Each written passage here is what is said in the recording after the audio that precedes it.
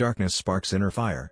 The night the power failed, I stood in my tiny apartment, clutching my phone as its battery faded, utterly alone, with only the sound of my own heartbeat bouncing off the walls. Panic crept in as I realized how much I depended on the steady hum of electricity, not just for light, but for comfort, distraction, and avoiding the thoughts I'd shoved into the corners of my mind.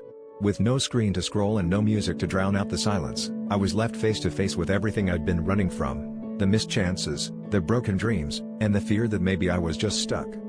As the hours dragged on, I started lighting candles, one by one, filling the room with a soft, flickering glow.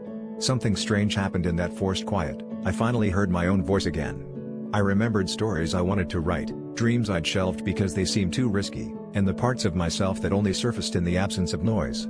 I picked up a notebook, scribbling by candlelight, letting the words pour out without judgment.